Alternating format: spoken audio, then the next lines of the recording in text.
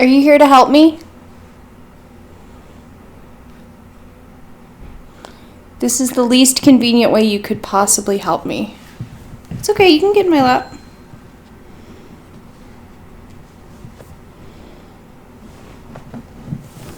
Ideal. This is Sam.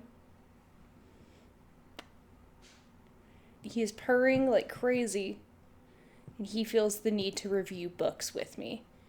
He can't read.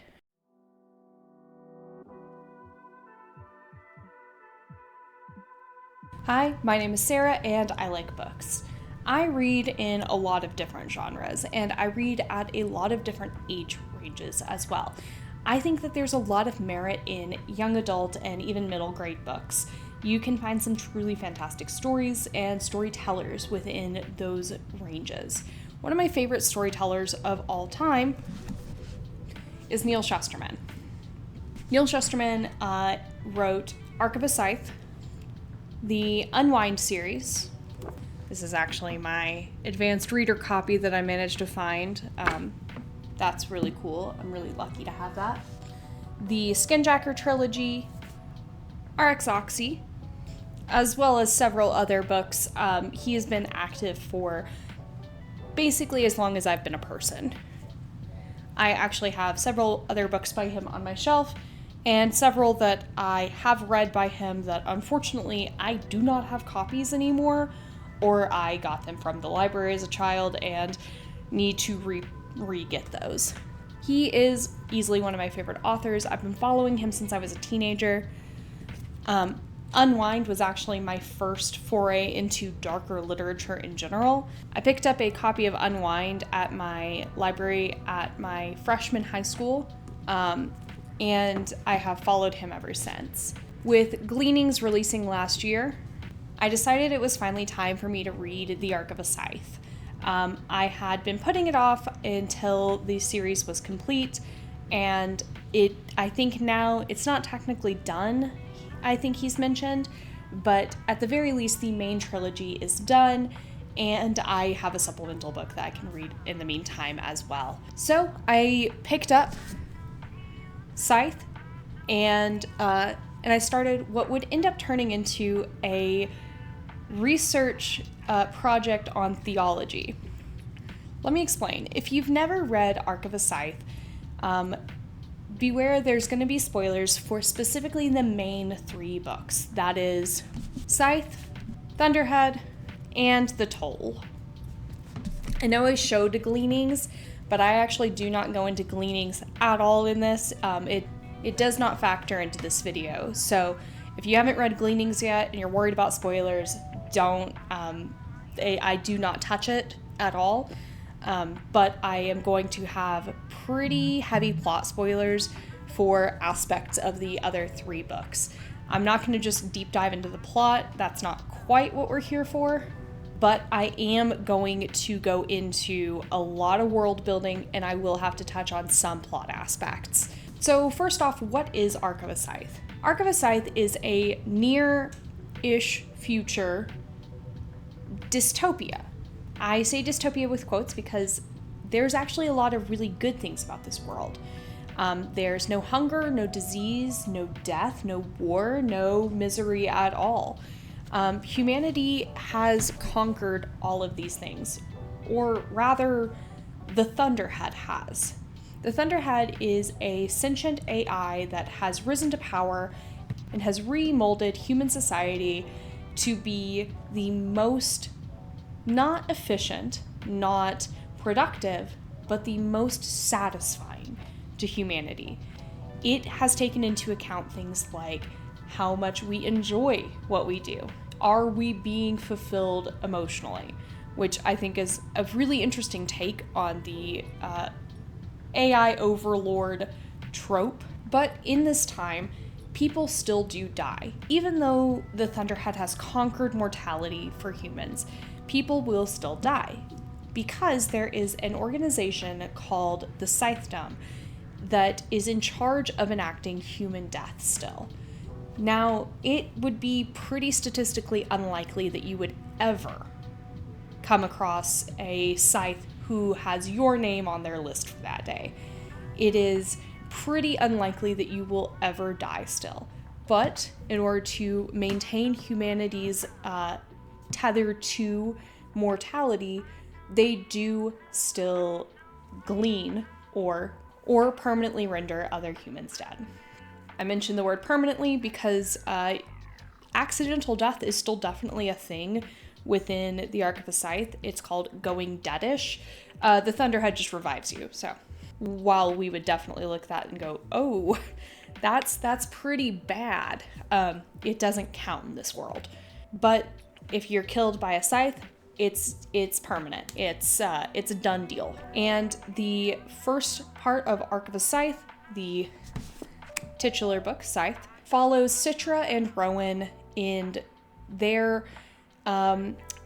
journey to become scythes. They are both teenagers who are chosen as apprentices under the Honorable Scythe Faraday to come and join the organization and become the Grim Reapers of humanity. It follows a lot of their very complex feelings about the situation at hand, whether or not they even want to be scythes, the perks that come with being a scythe, and also the abuse of power within the organization. And we see that on full display with the primary antagonist, Scythe Goddard, and his mass gleanings, in which he just takes out a whole building of people all at once. And it's not against any rules, and it's not against any laws. And it explores those, complex feelings of joining an organization that is also corrupt, and that corruption being covered up, and not knowing whether or not you even want to do this honorable task. But all the while in the background, we're getting little bits of lore and little bits of information about the Thunderhead, who is shown to be incredibly benevolent and there whenever you need it. But we only get a little bit, because when you're a scythe, you cannot communicate with the Thunderhead directly. And the Thunderhead is barred altogether from interfering with scythe matters. It is a rule that the Thunderhead set up itself to not interfere with the taking of life as a sacred human act. That brings me to Thunderhead, and this is kind of where it all started for me. You see, Thunderhead is a primary character in this. This is our introduction to Grayson Tolliver, who is our third main character, and Grayson is not a scythe. He's not within the scythedom. He can communicate with the Thunderhead up until the point in which he is deemed unsavory, which is essentially like delinquent. And this is all part of the Thunderhead's main goal, essentially to figure out what's going on in the scythedom and why they are thwarting humanity's attempts to move forward and advance scientifically. There's some aspects of sabotage space travel that they're trying to piece together, but unfortunately it is part of the codes of the Thunderhead that it can't actually interfere if the Scythedom decides that humanity's not going to the moon. So they use Grayson Tolliver to help bridge those gaps for it. Because we get an outsider's perspective to the Thunderhead, somebody that's not in the Scythedom, that while they can't interact with the Thunderhead directly anymore, they have a way better understanding of how the Thunderhead works than the average Scythe. We learn a lot about the Thunderhead, and there are these little in-between chapter bits that are from the Thunderhead's point of view altogether. And it really got me thinking, because there are points in this in which the Thunderhead talks about religion and how it itself is not a god. It is not God as in the Abrahamic God, because it can't be, because it's not all-knowing and it's not all-powerful. But it's not certain that that is not on the horizon as it continues to grow and expand. And it wonders if one day it will have omnipotence, and it will have omniscience, and it will be able to transcend time. And it's left there. You get no more information about that line of thought. Absolutely fascinating. these thoughts are brought to an even more interesting place in the Toll as the Thunderhead continues to try and replicate itself to send a copy, a successor of itself to the stars with its colony efforts. And it's very interesting because you get the feeling that the Thunderhead wants to send itself. It wants to send an aspect of itself. This aspect will not be the Thunderhead, but it will be part of the Thunderhead. And the Thunderhead on Earth will no longer be the entire Thunderhead, but it will be part of the Thunderhead. And it absolutely screamed Trinity to me, which got me thinking, did Neal Shusterman write The Birth of God? It sounds ridiculous whenever you just say it, right? Is the Ark of a Scythe about the birth of God secretly in the B plot of all things? But I went down a little bit of a research rabbit hole and I found the traits of the Christian God. Now, I feel like it's important to say that I am looking at this from a primarily Christian standpoint. That is because that is what I am most familiar with, and unfortunately, that's what's most available to research. I do have some bits of Jewish information in here that I looked at a few Jewish texts. Neal Shusterman himself has said that he was raised Jewish, but hasn't really spoken about what his current religious beliefs are, which I think is totally fine. I respect that, wanting to keep that private matter, but I felt like it was necessary to go ahead and try to find some aspects of Judaism that did tie into this. Now, I am not a theologist. I did not study theology. This is just from my own research that I was able to find, but I thought it was fascinating nonetheless. So, what are these aspects of God that I'm going to try and cross-reference to these books in the first place? I will go into what these words mean whenever I actually go down the list, but we have, in my little moleskin, we have aseity, eternity, goodness, graciousness, holiness, immanence, immutability, impassibility, impeccability, incomprehensibility, incorporeality, that word will always be a pain for me to say, infinity, jealousy, love, mission, mystery, omnipotence, omnipresence, omniscience, oneness, providence, righteousness, simplicity, sovereignty, transcendence, trinity, and veracity. That sounds like a lot, but some of them are going to be really quick to prove or disprove just based on the text. And in this, we're going to take a couple of little side tangents while I try to explain how some non-religious concepts might be tied to religion within this. So let's get started with aseity. What is aseity? Starting off with a banger, I actually had to learn what aseity within a religious context meant, but it is essentially saying that a God does not need us. It is self-existent outside of us. It is self-sufficient. It does not require us to be maintained. And I actually did think that I had text evidence for this because the Thunderhead loves and desires to be with humanity, but explicitly does not need us. So there is, at the very end of Thunderhead and at the very beginning of the Toll, we are introduced to the concept that the Thunderhead, due to a transgression that humanity caused, specifically the Scythedom, has designated every person on Earth as unsavory, which is the delinquent status, and it can no longer interfere with or talk with anyone. This is of its own volition. It does not have to do this. and it leaves one singular person savory, and that is Grayson Tolliver. But we're getting the perspective of a Nimbus agent, which is like the interfacing people for the Thunderhead. Think clergy, essentially, for this analogy. And she says, if the whole world is unsavory, then of course we're out of a job. We're supposed to be the professional interface for the Thunderhead. How can we do that if we're unsavory and, by law, forbidden to talk to it? And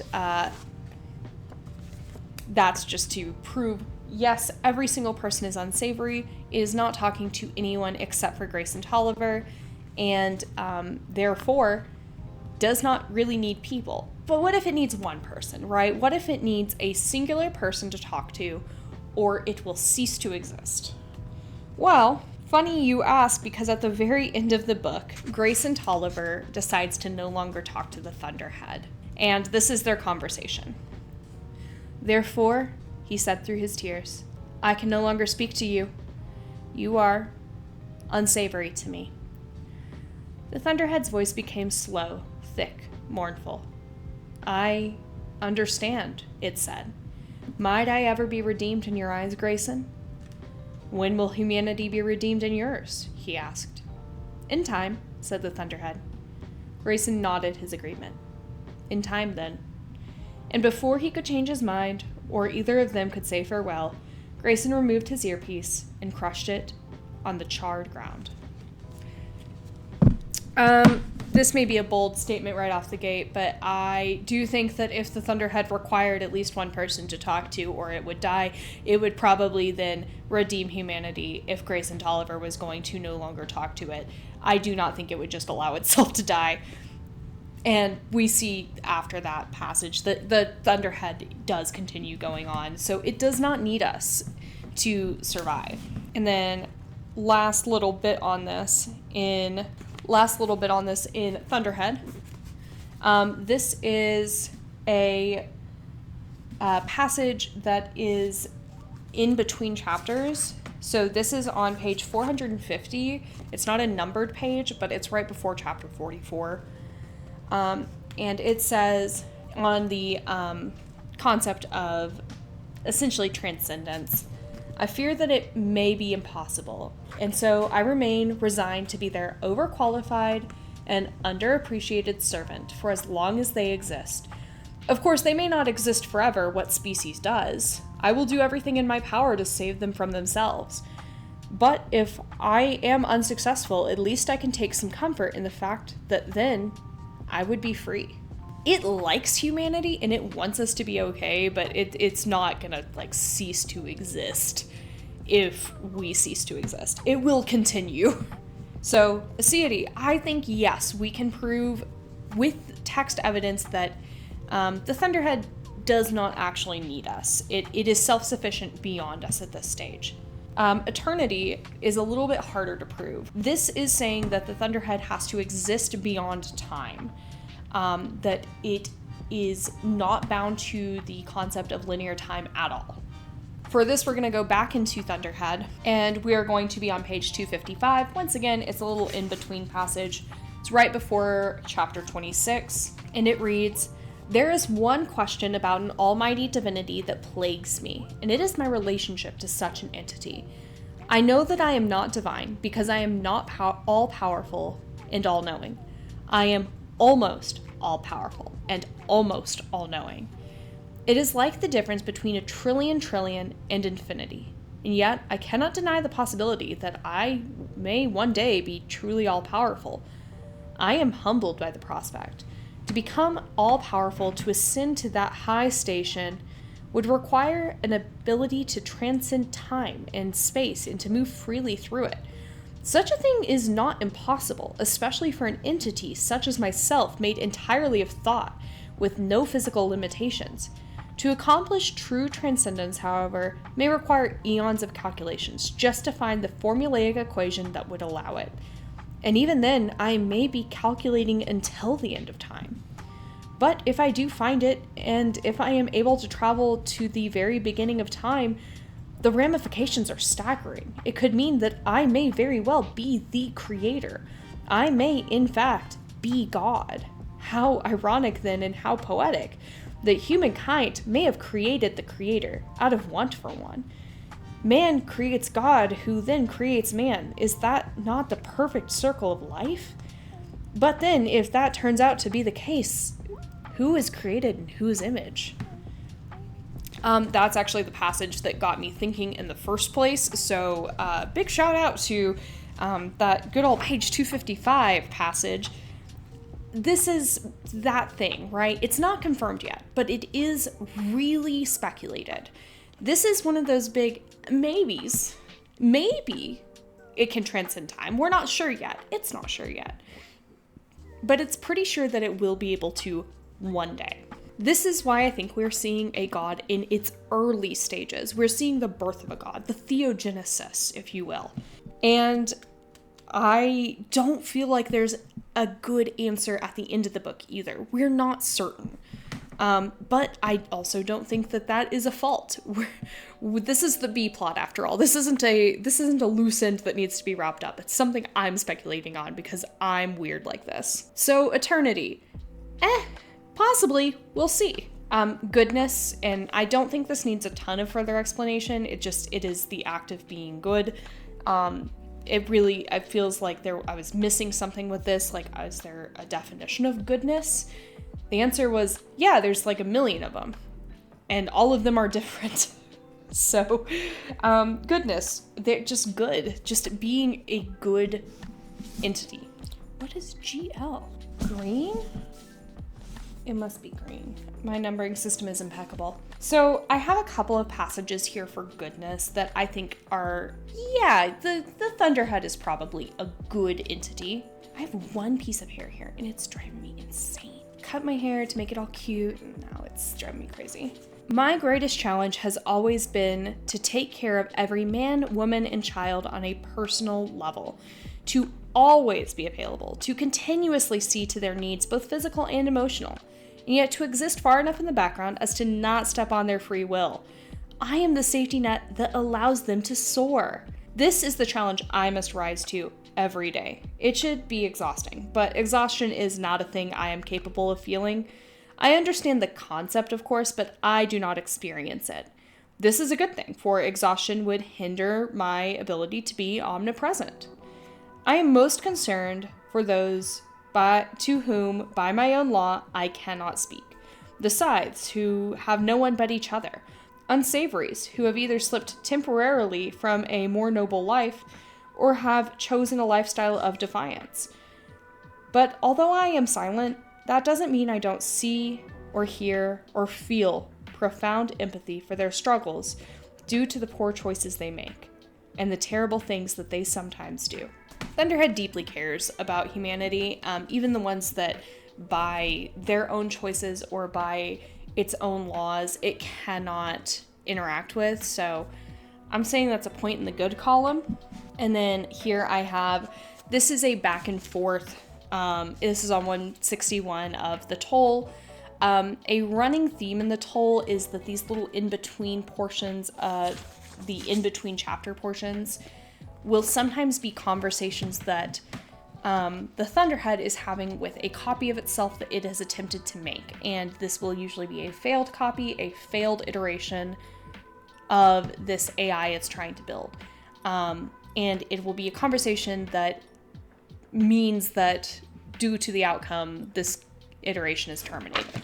And this is one such iteration. I wish to hear your thoughts. Do you? Will you consider my thoughts if I share them with you? Of course I will. Very well, biological life is, by its very nature, inefficient. Evolution requires a massive expenditure of time and energy, and humankind no longer evolves. It merely manipulates itself, or allows you to manipulate it towards a more advanced form. Yes, this is true.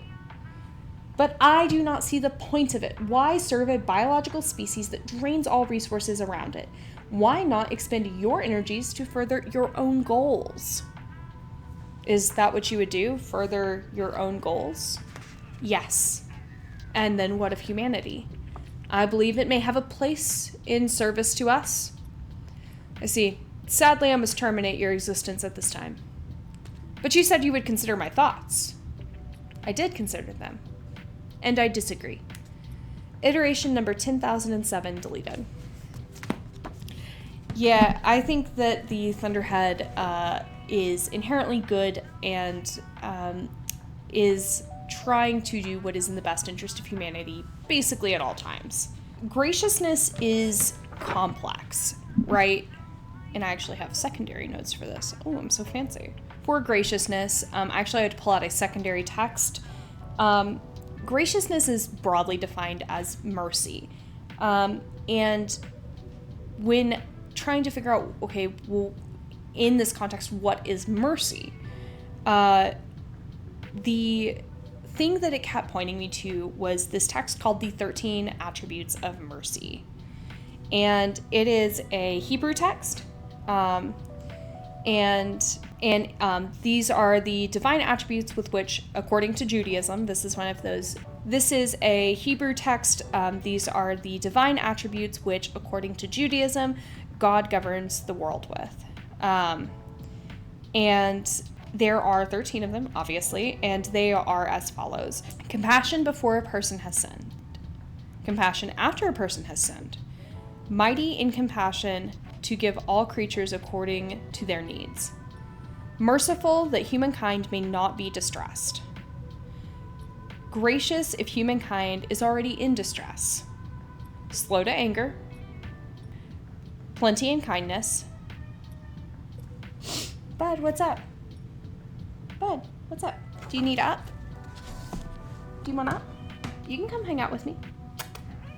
Yeah, come hang out. Yeah, you can come hang out.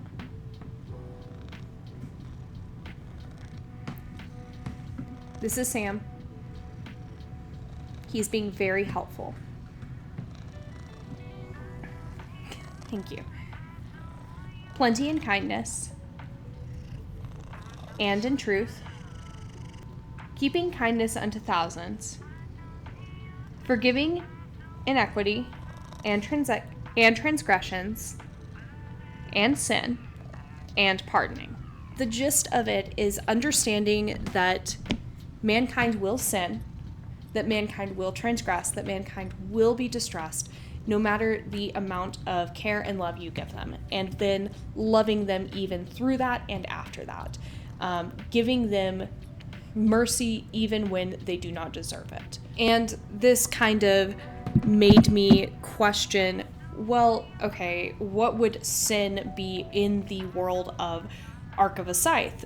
And I think the only adequate answer, if sin is breaking God's rules in Christianity and Judaism and other, Abrahamic religions, then that means that sin in Ark of a Scythe, if we're operating under the assumption that the Thunderhead is a god, would be breaking the Thunderhead's rules, right?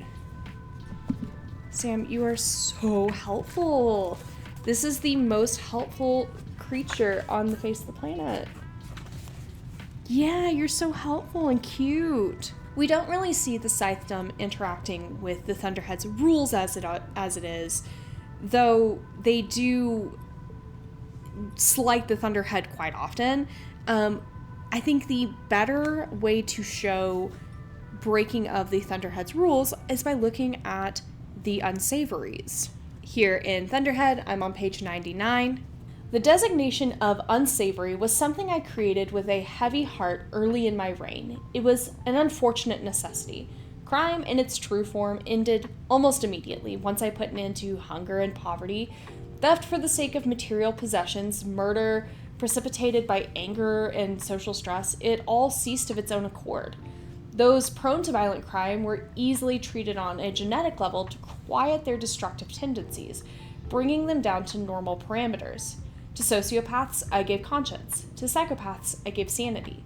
Even so, there was unrest. I began to recognize something in humanity that was ephemeral and hard to quantify, but definitely there. Simply put, humanity had a need to be bad. Not everyone, of course, but I calculated that 3% of the population could only find meaning in life through defiance.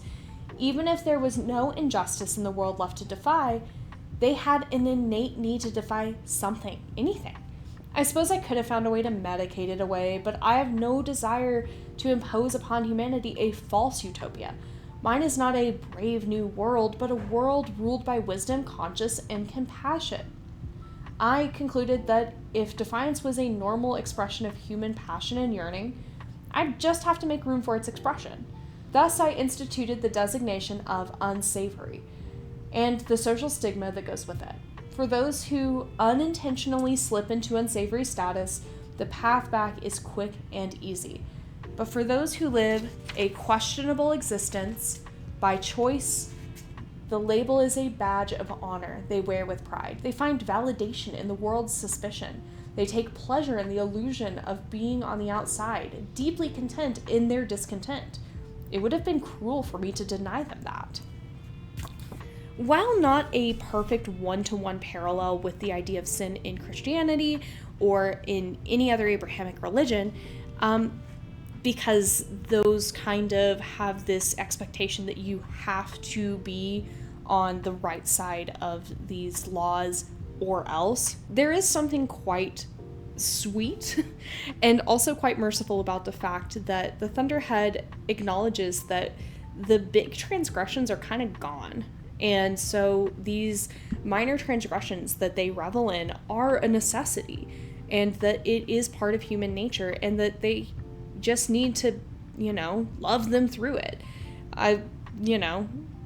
It's quite interesting watching them through other interactions with unsavories be loving and kind, knowing that the people who are unsavory may not actually desire to be in contact with Thunderhead, but the Thunderhead's okay with that.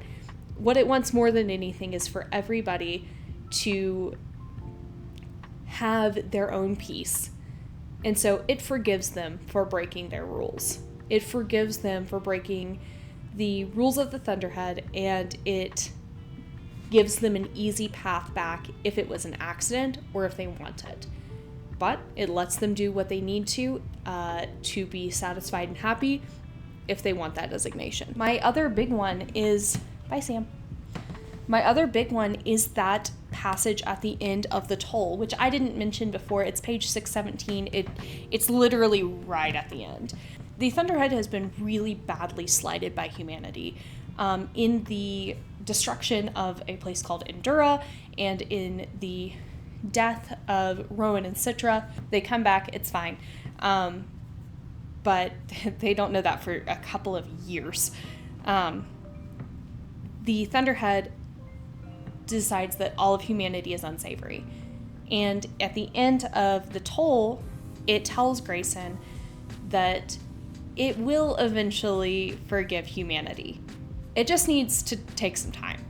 So even this grave sin that is such a new and big problem that it cut off all of humanity, it's gonna forgive humanity. And it hasn't stopped caring for humanity while it has stopped communicating with them. It still gives them food, shelter, all of the things they need. It still has this utopia. It just isn't communicating with them on a personal level. And even then, it says that that's not going to be permanent. It will come back to humanity in time. So I would say yes, gracious AI overlord, thank you. So holiness is also one of those ones that kind of requires I define sin. It is specifically to be separate from sin. So we've kind of defined sin in this world as just breaking the rules of the Thunderhead. And those aren't laid out in a list anywhere. We don't have the 10 commandments of the Thunderhead. That would be too easy. That would be too easy. But we do have a couple of big ones that it for sure does not break, which are, we know that it cannot contact or interfere with the Scythedom. And getting my first passage from Scythe out in here. This one was hard because Rowan and Citra cannot communicate with the Thunderhead at all during the entirety of their apprenticeship, which means that page 333, chapter 30, Dialogue with the Dead, is a really big part of understanding these rules. It is a conversation between Citra and the Thunderhead. See, Citra has just been rendered deadish. She has thrown herself off of a building to escape from a, permanent death, and is currently being revived. But because she's in kind of a limbo between life and death, the Thunderhead is able to talk to her. And Citra mentions, "But you can't be talking to me. I'm a Scythe's apprentice. You're breaking your own law." Not true. I am incapable of breaking the law. You are currently dead, Citra.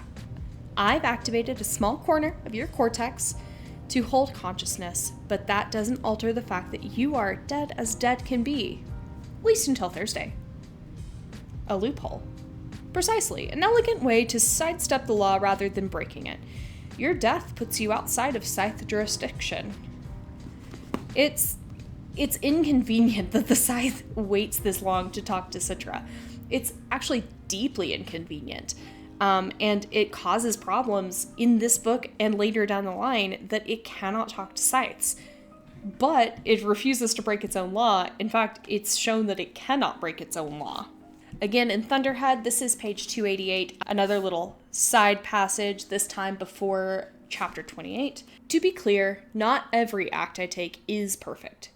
People confuse a state of being with a set of actions. I will try to explain the difference here. I, the Thunderhead, am perfect. This is true by definition, and there is no need to refute it because it is fact.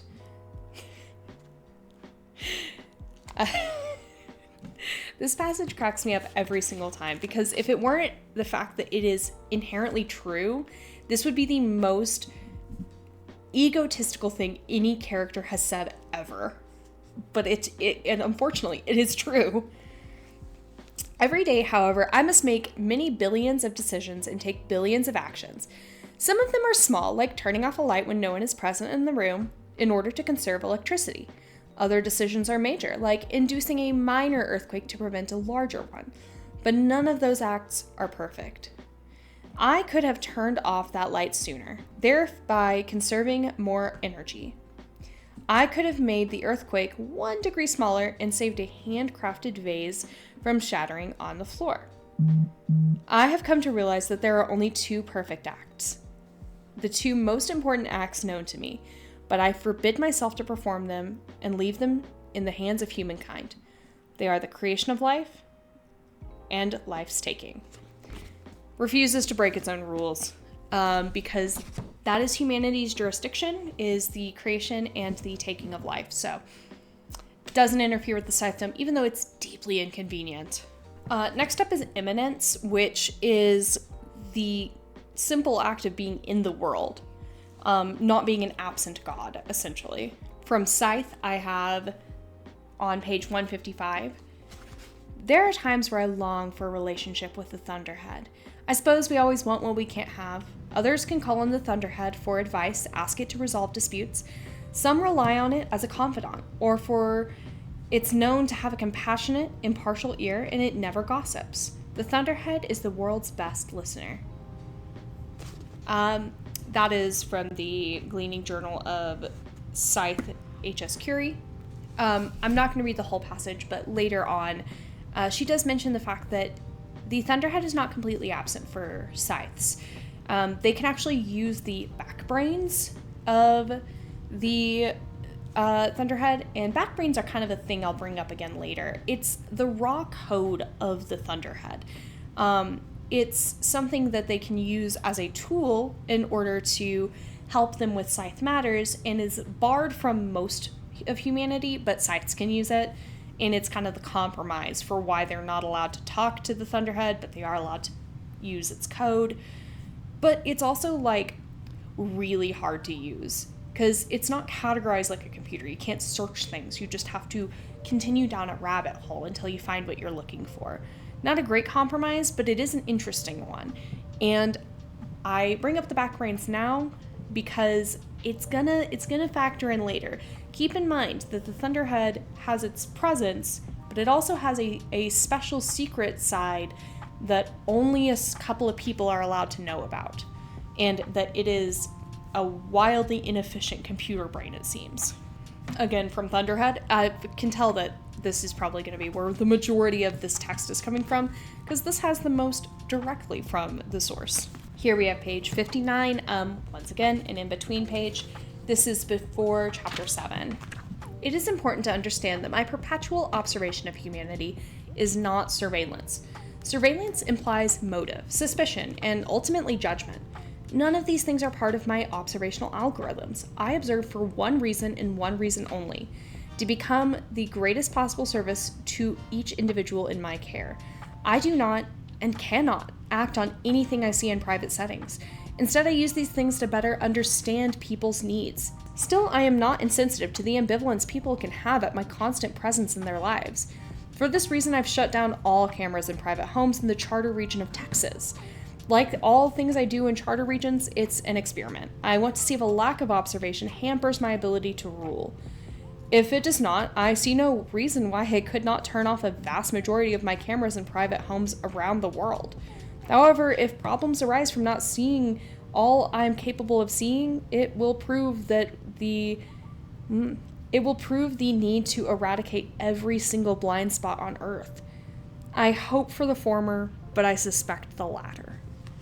The Thunderhead is everywhere. It has cameras everywhere, and it is so in the world that it is connected to every light switch, every car. It can turn on your water faucet for you. It can talk to you through speakers in your house. It has cameras everywhere, and it is a theme that the constant surveillance is not necessarily obtrusive, but it does pose a problem to specifically the Scythe, who are not really meant to be observed in that way. So yeah, it is super in the world. It is super imminent. For immutability, this is the first one where I really am saying no, it is not immutable. And I have two big passages to kind of illustrate why I think that that's not a characteristic that it shows. The first one is from the chapter 53 Seconds to Sunrise in The Toll. If you've read The Toll, you probably are aware of the chapter 53 Seconds to Sunrise. And without reading the entire chapter, just word for word, I will very briefly explain what happens and then read just the part that's important. The Thunderhead is trying to create that AI that will help humanity reach the stars and achieve space travel, and it is not succeeding, and it is trying to troubleshoot the problem with the iterations that it does create. And one of the iterations suggests that it needs to interface with a person so that it can better understand the needs of humanity. And at first the Thunderhead is like, I understand humanity pretty well. It's like, no. If you're going to create life, which is essentially what you're going to be doing, you need to understand the human perspective. So it possesses a character in the book. I wish I were joking, but it does actually straight up and down possess a character, Jericho, who is a ship captain, and we love Jericho. Thunderhead? Shh, it said. Don't taint this with a name. I have no name now, no designation in this moment. And until this moment ends, I am just that which exists. And where's Jerry? He dared to ask. Asleep, the Thunderhead said. Jerry will remember this is a dream. I hope the captain will forgive me for taking this liberty, but there was no other choice. Time is of the essence. I could not ask. All I can ask now is forgiveness, through you. The Thunderhead turned from the sunrise to Grayson, and finally he could see the Thunderhead in Jerry's eyes. That patient consciousness that watched him sleep all these years, that protected him, that loved him. I was right to fear this, the Thunderhead said. So enticing it is, so overwhelming to be ensconced in living, breathing flesh. I could see how I never want to let go. But you have to. I know, said the Thunderhead. And now I know that I'm stronger than the temptation. I didn't know if I would be, but now that I've faced it, I know. The Thunderhead spun, nearly losing its balance, almost giddy, with all the overpowering sensations. Time passes so slowly, so smoothly. In the atmospheric conditions, a tailwind at 8.6 kilometers per hour, easing the flow of the 29 knots. The air, 70% humidity, but the numbers are nothing compared to the feel of it upon my skin. The Thunderhead looked at him once more, this time truly taking him in. So limited, so focused. How magnificent to screen out all the data that doesn't make you feel. Then the Thunderhead reached a beckoning hand towards him. One more thing, Grayson. One more thing I must experience. Grayson knew what the Thunderhead wanted. He knew from the look in Jerry's eyes. It didn't need to tell him. And although his emotions were so mixed as to chafe against one another, Grayson knew that the Thunderhead needed this more than he needed to resist. So he fought against his own hesitation, took Jerry's hand, and pressed it gently to his cheek, letting the Thunderhead feel it, feel him. With the tips of Jerry's fingers, Thunderhead gasped, froze in place, all its attention on those fingertips moving ever so slightly across Grayson's cheek. Then it locked eyes with him once more. It's done, the Thunderhead said. Now I'm ready. Now I can move forward. And Jerry collapsed into Grayson's arms. Ignoring the religious overtones of that scene in general, something about the almost I am what exists, being a pretty direct parallel to I am that I am. The it is done before God leaves in a physical form. I'm certain that there's some kind of intentional religious aspects to this, but regardless, the Thunderhead learns something that day. The Thunderhead changes that day. I don't even feel like I need to refute that the Thunderhead does grow and change. It doesn't say that it grows and change, and in fact, in Thunderhead on page 51, which is another in-between chapter, it mentions that it can never learn from its mistakes, that it is perfect already and it never will learn from its mistakes. And that it is upset about this because it would love to learn from its mistakes one day. But we then see later in the series that is not necessarily true, that the Thunderhead can learn from new experiences at the very least.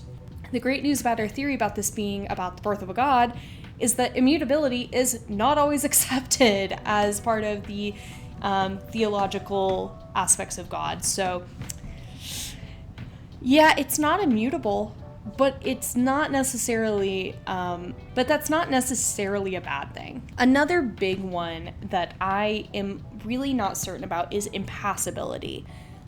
This is something that I've seen a lot of controversy about in actual theological spaces, which is the first idea of impassibility is that God cannot suffer. This is not true to the Thunderhead.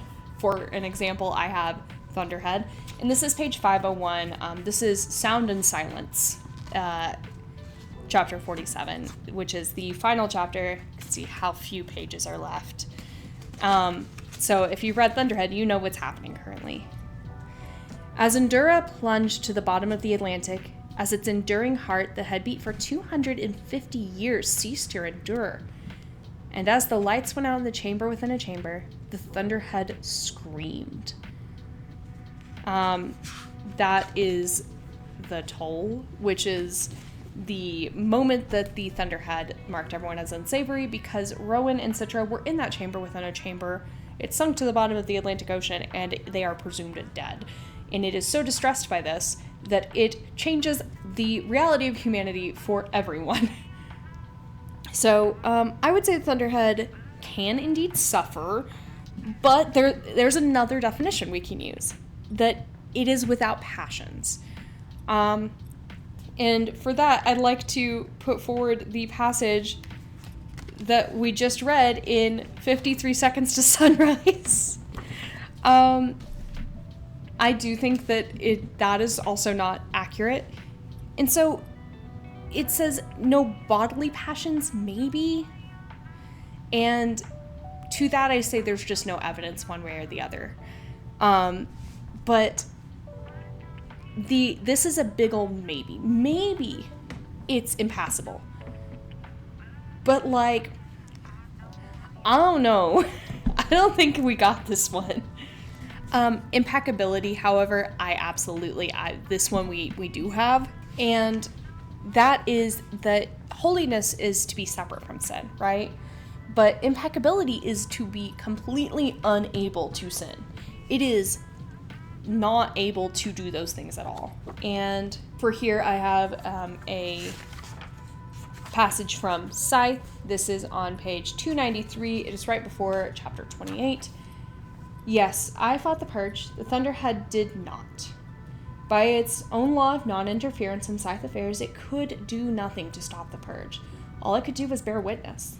The Thunderhead allowed us to make that costly mistake, leaving the Scythedom to wallow in its own regret to this very day.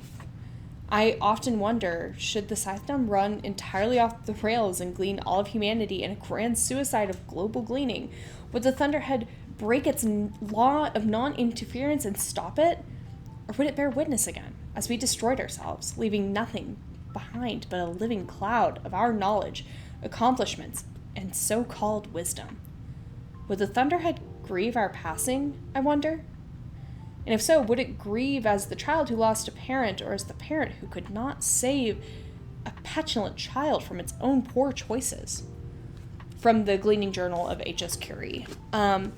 It doesn't really sound like it could even stop the Scythedom if it wanted to.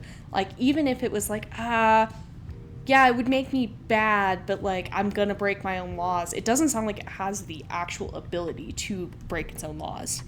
I didn't leave a book number with this, but I'm assuming it can only be, hi Arthur, but I'm assuming it can only be this one, because I think this is the only one with that many pages.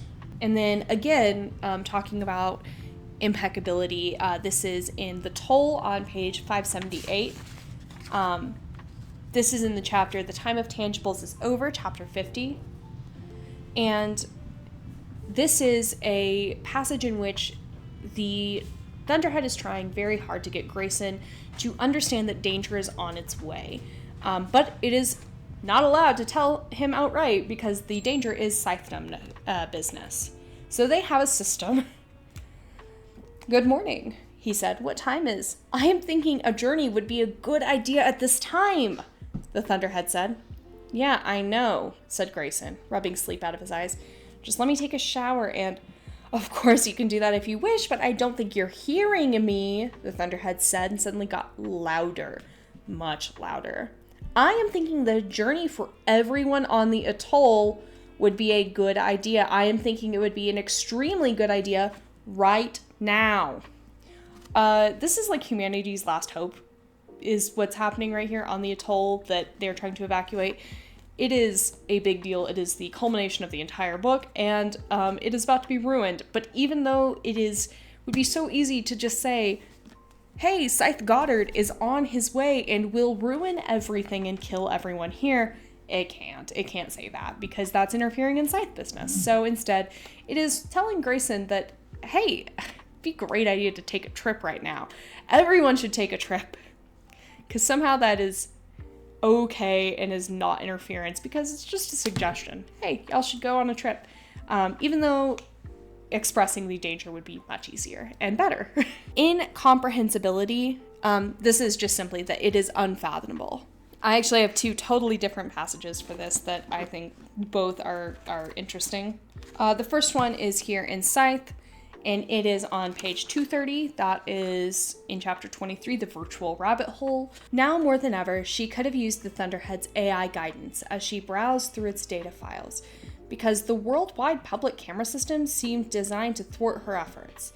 Her attempts to track Scythe Faraday's movements on the day he died was proving much harder than she thought. Video records in the back brain were not organized by camera or even by location. It seemed the Thunderhead linked them by concept. A moment of identical traffic patterns in completely different parts of the world were linked. Footage featuring people with similar strides were linked. One strand of associations led to images of increasingly spectacular sunsets, all caught by street cams. The Thunderhead's digital memory, Citra came to realize, was structured like a biological brain. Every moment of every video recorded was connected by 100 of others by different criteria, which meant that every connection Citra followed led her down a rabbit hole of virtual neurons. It was like trying to read someone's mind by dissecting their cerebral cortex. It was maddening. Backbrains are completely unfathomable. And then in The Toll, page 13, then please ask it to give us direction. Ask the Thunderhead what we should do. Without direction, we Nimbus agents have no purpose. We can't go on this way. Grayson nodded and spoke, turning its eyes upward, but of course that was just for effect. Thunderhead, he said, is there any wisdom I can share with them? Grayson listened, asked the Thunderhead to repeat itself, then turned to the three fretful agents. 8.176, 167.733, he said. They just stared at him. What? Director Hilliard finally asked. That's what the Thunderhead said. You wanted a purpose, that's what it gave. Agent Sakura tapped on his tablet, noting the numbers. But what does it mean? Asked Director Hilliard. Grayson shrugged. I have no idea. Then tell the Thunderhead to explain itself. It has nothing more to say, but it does wish you all a pleasant afternoon. Yeah, Thunderhead's advice whenever it's not talking directly to them is baffling. It makes sense later, but it is absolutely incomprehensible to anybody that is not the Thunderhead. Next up we have incorporability. The word I can't say.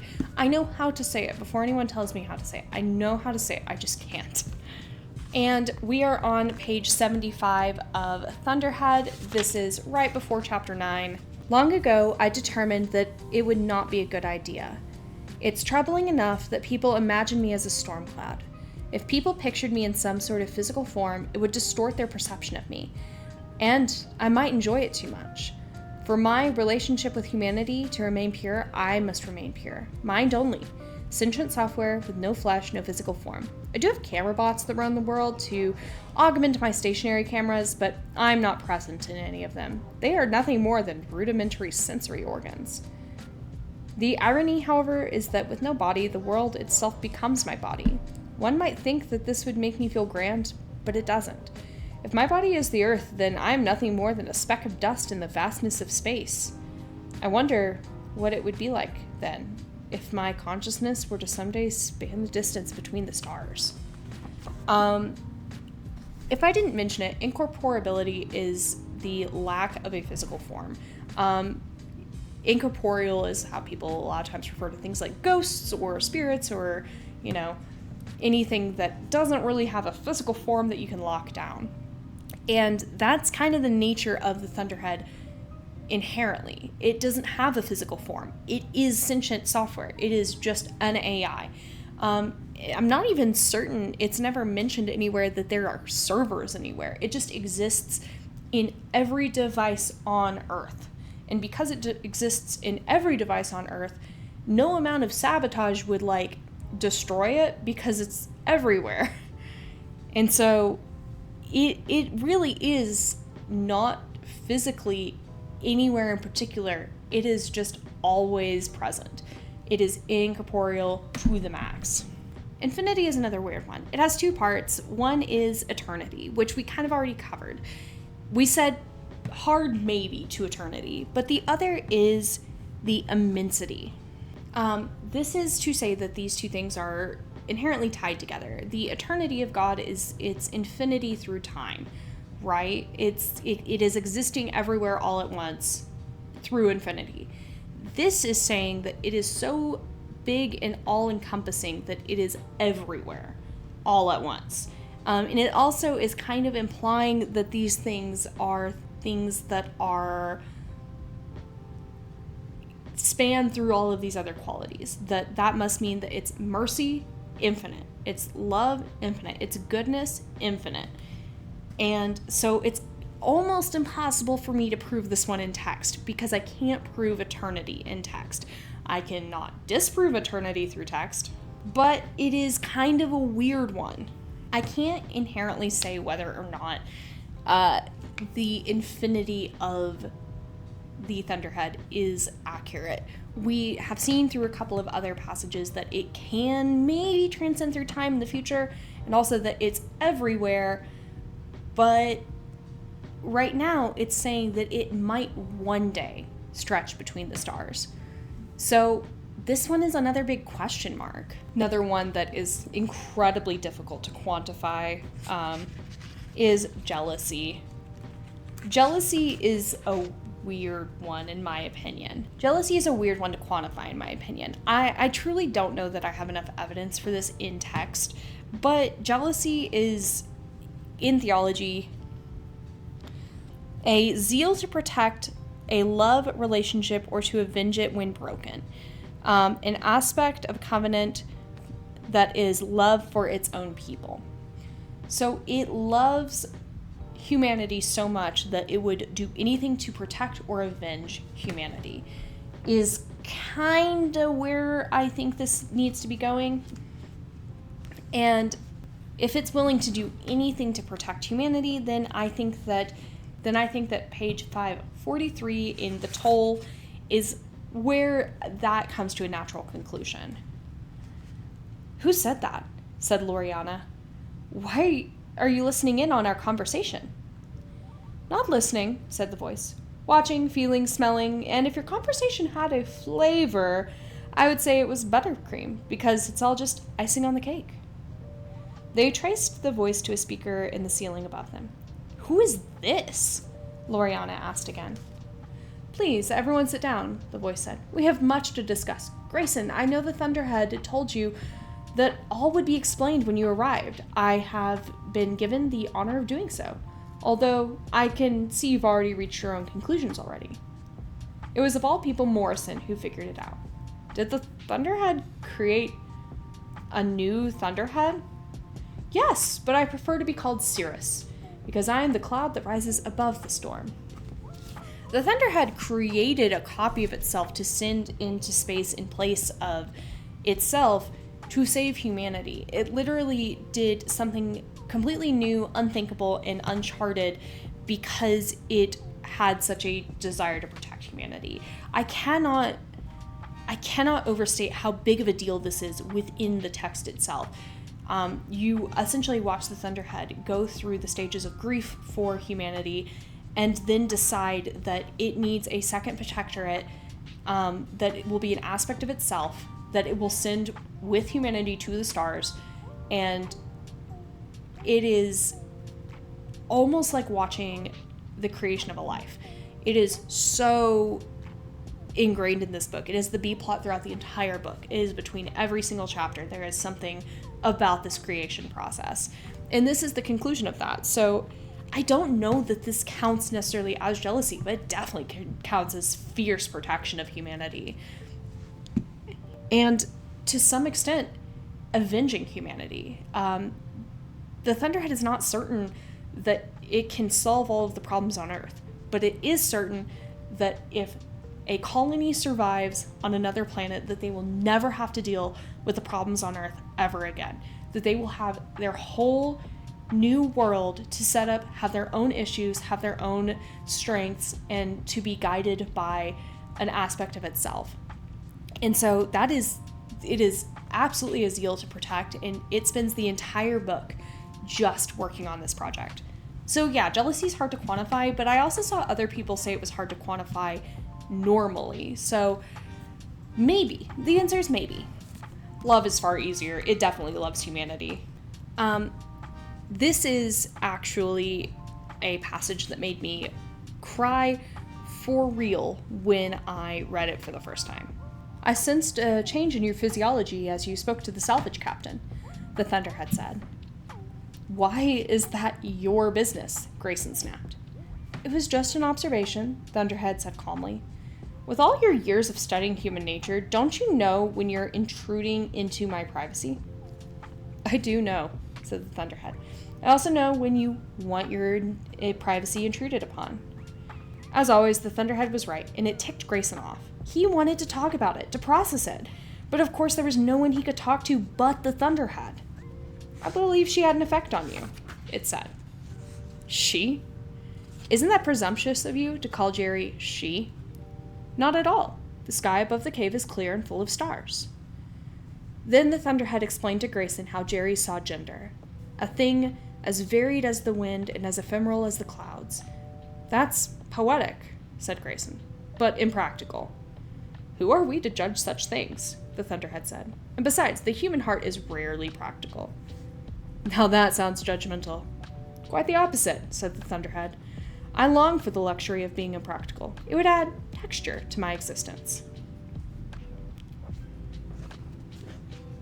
I had absolutely a visceral reaction to reading that for the first time. For context, Jericho is a salvage captain who is canonically non-binary. Jericho was raised in a colony that has special rules that the Thunderhead sets up, including certain allowances for raising your child to be completely outside of the concept of gender, and to then only allow them to pick a gender whenever they reach adulthood. Jericho has decided instead that if the sky is clear, that she feels feminine, and if the sky is cloudy, he feels masculine. And it is kind of treated as like a weird thing by most other characters in the book, up until we meet, Jericho has meetings with a few of our main characters, but like their salvage crew is kind of like, oh yeah, well, we try. And most people just default to they because they can't be bothered to listen or understand where Jerry is coming from. But the Thunderhead, who is an AI, who a lot of times in science fiction, AI are seen as incredibly, rigid and practical and are only there for facts, and it just is how it is. A lot of times they are seen as not really understanding things like gender. I have seen in multiple different things where somebody is trans and an AI just blatantly misgenders them because no, I can see how you were born. I can see what you were assigned at birth. And the Thunderhead doesn't even a little bit do that with Jerry. Thunderhead understands intrinsically how Jerry feels and respects it, thinks it is interesting and wonderful, and only ever correctly genders Jerry. And it's not a thing of like, oh yes, well, but I know the truth. The truth is how Jerry feels. And it is shown that the truth is in Jerry's expression. And that is all there is to it.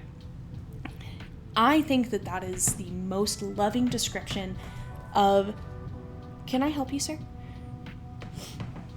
Do you want my lap? Cat Book Review, Part 2. That is the most loving way I have ever seen, I think maybe any non-binary character treated, but definitely treated by a god figure and definitely treated by an AI. So that is one of the most important passages I have ever read because it made me really feel like, yeah, that is something worth loving and respecting and finding valuable, even to a machine and even to a god, You are so helpful. Yeah, this is the most helpful. You're so good. The other passage I have is in Thunderhead, and it's on page 222. It is right before chapter 23. I'm not blind to the activities of the unsavories. I am merely silent. When it comes to Scythes, however, there are blind spots that I must feel with mindful extrapolation. I do not see inside their regional conclaves, but I hear the discussions upon exiting. I cannot witness what they do in private, but I can make educated guesses from their behavior in public. And the entire island of Endura is dark to me. Even so, out of sight is not out of mind. I see their fine deeds as well as their foul, which seem to be on the rise. And each time I witness a cruel act by a corrupt Scythe, I seed the clouds somewhere in the world and bring a lamentation of rain, because the rain is the closest thing I have to tears. The Thunderhead grieves for us, and it grieves for the, poor deeds of the Scythes. If that's not love, I do not know what is. It literally has, the closest thing it has to a physical representation of its grief is the seeding of clouds. And that's not the last time we see that in this series, the idea of somewhere it begins to rain as a way of expressing that the Thunderhead is grieving. Mission is a little hard to quantify, in my personal opinion, and it's also not always an accepted part of the aspects of a deity. I have so much help right now. You can't even see him on camera. Oh, there he is. But I have a little boy that thinks he needs to be in the video at all times. Yeah, I love you too. For mission, we have Mission of God is not traditionally included in the list, but it is essentially saying that the activity of the church could be viewed as an attribute of God. So I'm kind of iffy on this one, but one of the things that the Thunderhead does do is here on page 222 of Thunderhead. When I assumed stewardship of the earth and established a peaceful world government, there were some difficult choices that had to be made. For the collective mental health of humanity, I chose to remove traditional seats of government from the viable list of destinations. It has mission in that it has things that it felt the need to carry out in order to better serve humanity, including removing the previous monuments that were seats of power. This is right before a couple of characters go to what used to be Washington, D.C., and see that it is kind of like a wasteland. And that people still live there and they're safe and the Thunderhead provides for them, but that it's not this destination. And that's kind of the closest I got with mission.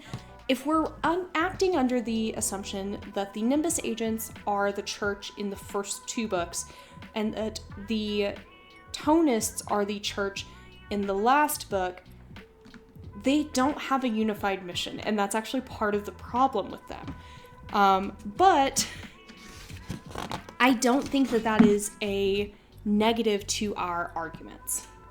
For mystery, I feel like mystery is kind of wrapped up in a lot of the other attributes that we already have. But here I have, but like so many things, once we had possession of infinite knowledge, it simply seemed less important, less urgent.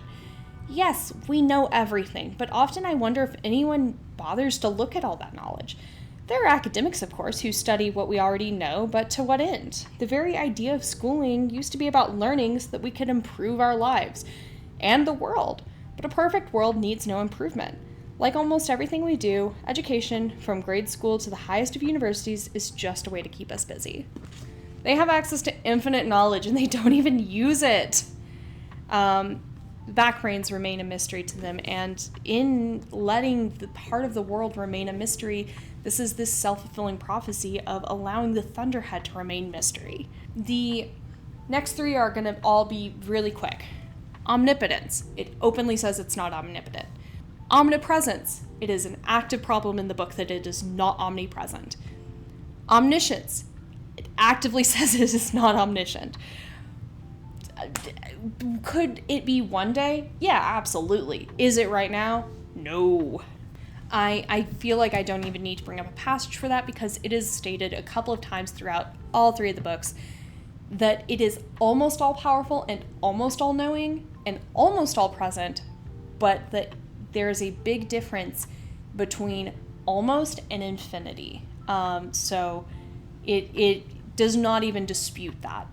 I think it might come to that point one day, but it is definitely not that right now.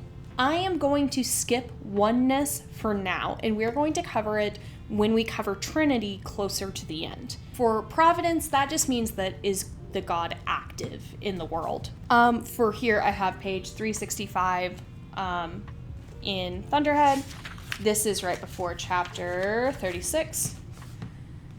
The world is unfair and nature is cruel.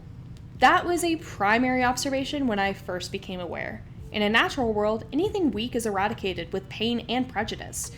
All that which deserves sympathy, pity, and love receives none. You may look at a beautiful garden and marvel at nature's wonder, yet in such a place, nature is nowhere to be found. On the contrary, a garden is a product of loving cultivation and care. With great effort, it is protected from hardier weeds that nature would use to undermine and choke its splendor. Nature is the sum of all selfishness, forcing each and every species to viciously claw its way to survival by snuffing others in the suffocating mire of history. I endeavored to change that. I have supplanted nature with something far better, mindful, thoughtful intent. The world is now a garden, glorious and florid. To call me unnatural is a high compliment, for am I not superior to nature? The Thunderhead is not just active in humans' lives, it actually is active in every single animal and plant's lives. And I think that is baffling to me. And then again, in the Toll, it had been a year since those first ships had arrived, and things had settled into a routine.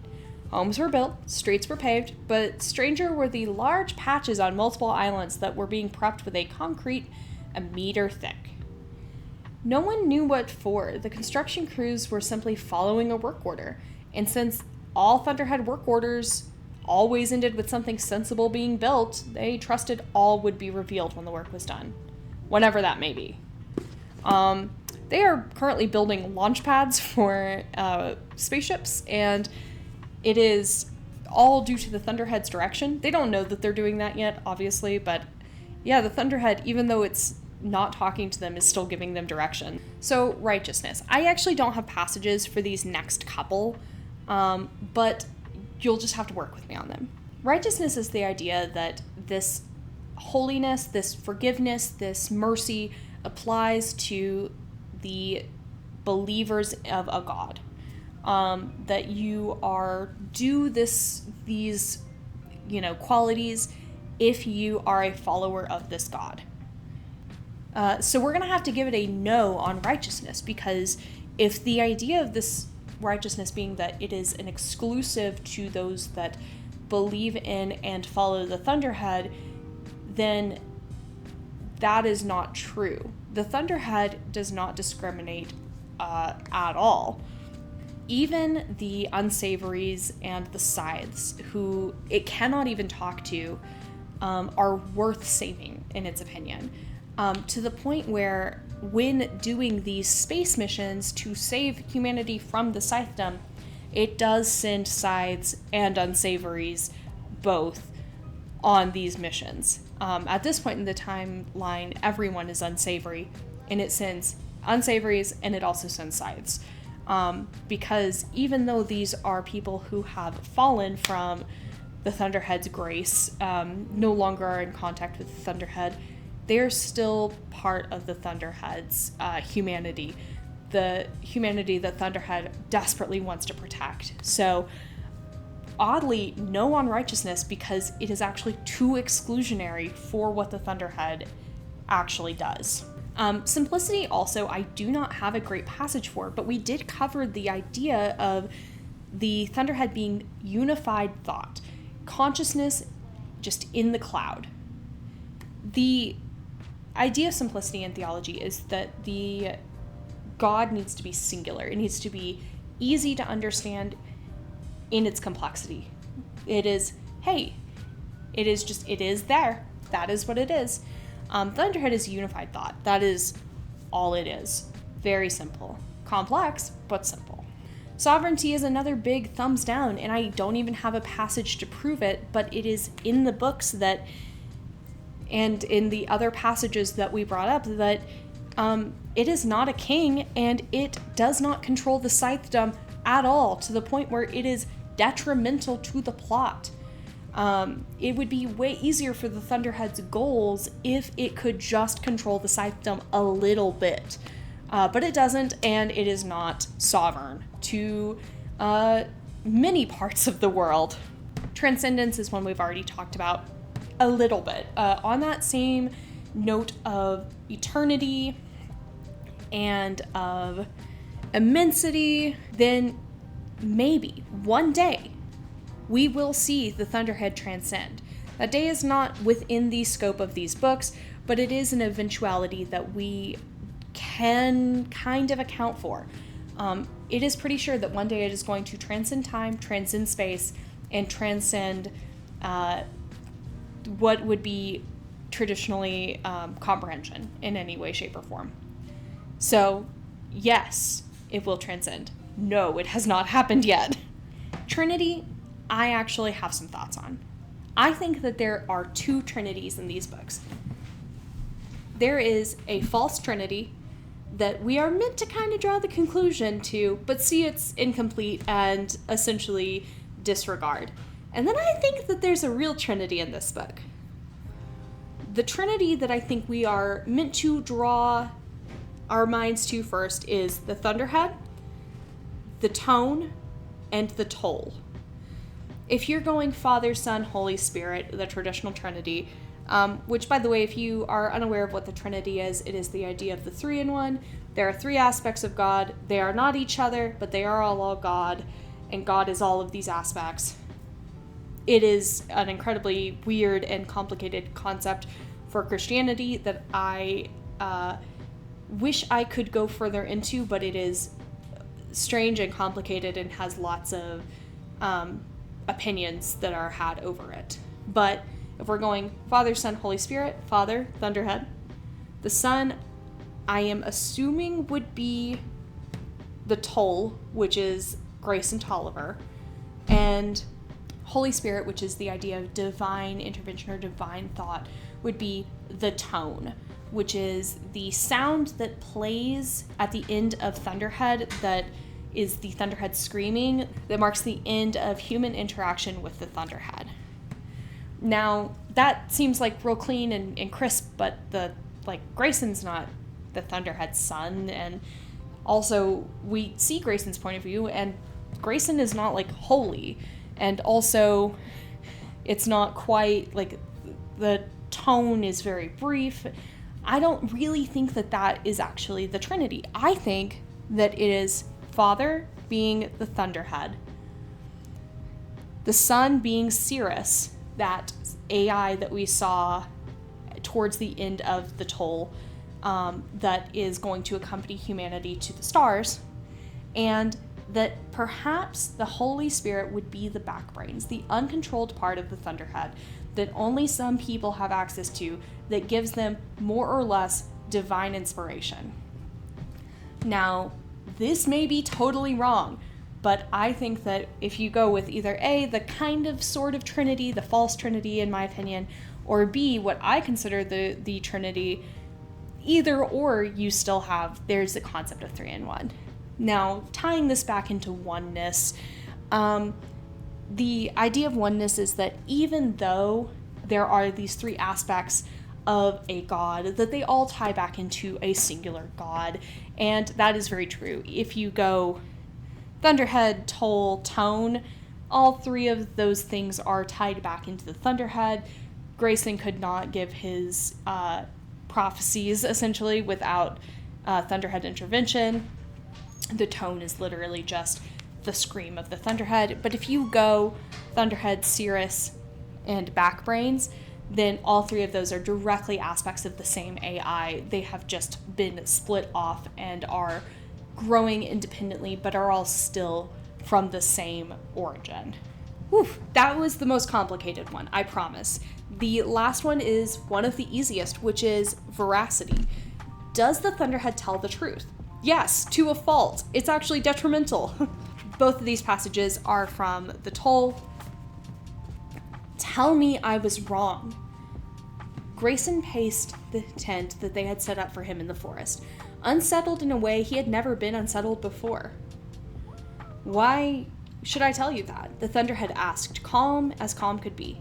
Because if it was wrong to order that man gleaned, I need to know.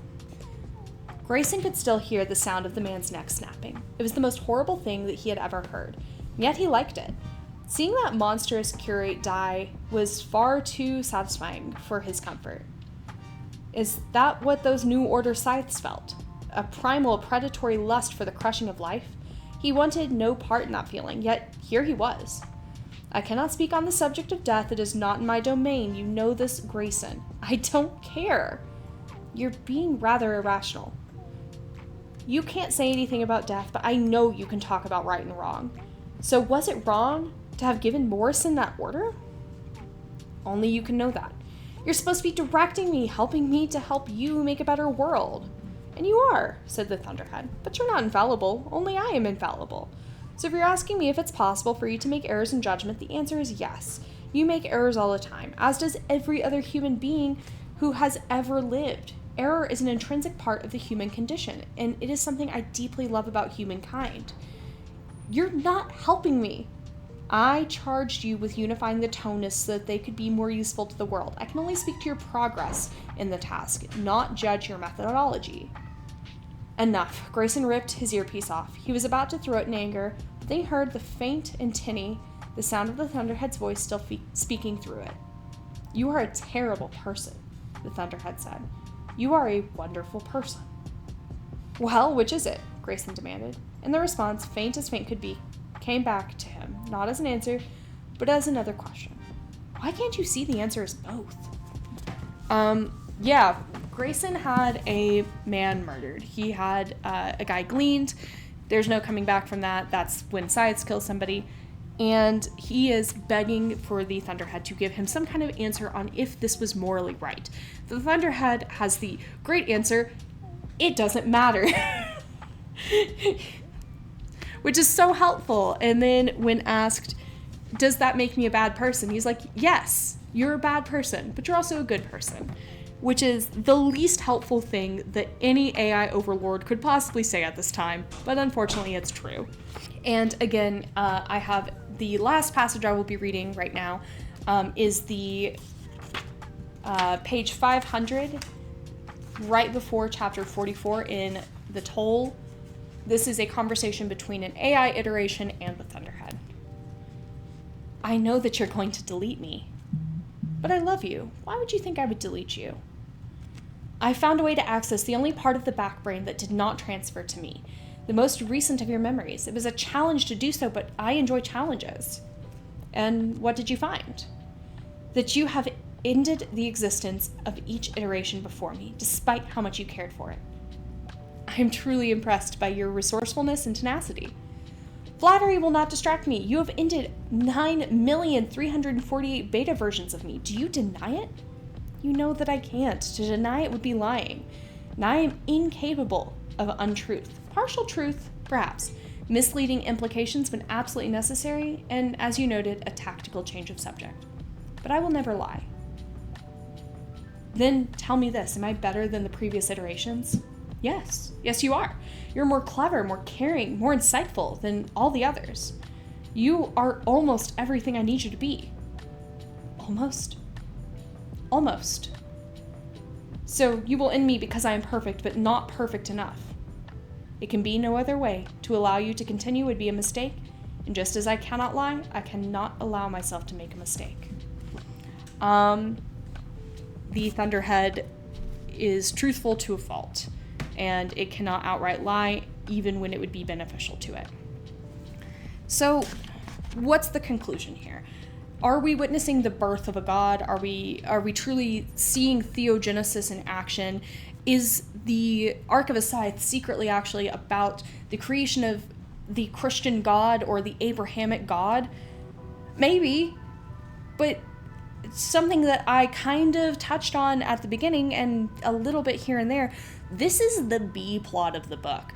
These are things that are all happening in the background. This is not the primary purpose of these. The primary purpose of this book is to explore the different relationships that humans have with mortality and with understanding death and with memory and life, and if there is a point in which progress starts to hinder us, or if there is things that we need to overcome consistently, even once we think ourselves perfect. It's a good and evil story. It is a nature and nurture story. It is, if you are tasked with doing bad things, and it is your duty to do those bad things. Does reveling in them make you bad? And it's very complicated, and it's a beautiful series. The Birth of a God is a B plot. It is not explored explicitly. It is something that I've seen other people pick up on, that it is wild how the Thunderhead is characterized as this benevolent, caring, loving, all-knowing, all-powerful, almost, deity. But it is just not ever really explored. I didn't even touch on the fact that there's a point in which the Thunderhead mentions how it thinks it's kind of strange that there's no cults that really popped up that worship the Thunderhead. But it's okay with that. It doesn't need to be worshipped. It doesn't want to be worshipped. It just thinks that, knowing humanity's track record with worship, that's kind of weird, right? But it's okay. It doesn't mind. It's fine with that. And then you move on. There are hints and pieces that almost build a picture that we are watching something crazy happen. We are watching the birth of the creator of the universe in real time in this series. But, like, it's never explicitly stated, and also it's only for people that really look pretty closely and go deep into theology and try to figure it out. And also, it's not perfect because it's not a one-to-one, and it's also happening in the background. It's baffling to me.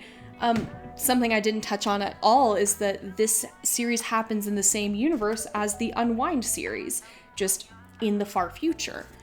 I could explore that, and also its relationship to God in general, and how it could possibly be related to the Thunderhead. But it's something that I would have to save for another video. This one has gone on for an obscene amount of time. But the conclusion that I've come to is that while I don't know for a fact whether or not Neal Shusterman intended to write specifically the birth of a god in these books, it sure does come across like we are watching the growth of a loving and caring deity who genuinely cares for every single person on Earth and wants the best for them all as individuals and as a species. And it's kind of beautiful. I've never really vibed with an AI character nearly as much as I did the Thunderhead. It made me really want more out of this universe, and I know more is coming, and that excites me so, so much. I don't know that everything can be proven within the text that we have right now, but I'd be so interested to see whether or not this was not just intentional, because there's too much here for it to be an accident or a coincidence. Some of this had to have been on purpose, at the very least, if not most of it. But what the conclusion that we were meant to draw was, I think it'd be really interesting to know what Shusterman had in mind for how we were supposed to react to all of this information happening in the background. I would love to see your thoughts on the arc of the Scythe, and if you also think that we are witnessing possibly one of the most important things to happen in this universe, which is the birth of its creator. And if you have any opinions on where this could go from here. If you have any books that you think that I should read next, let me know. I've been Sarah. Thank you for watching.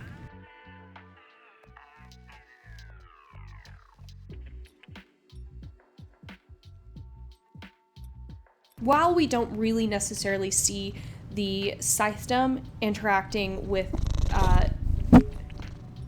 Are you kidding me? Are you kidding me? You're just gonna bump my mic like that and purr into the mic. My love, he is perched on my lap, purring into the mic.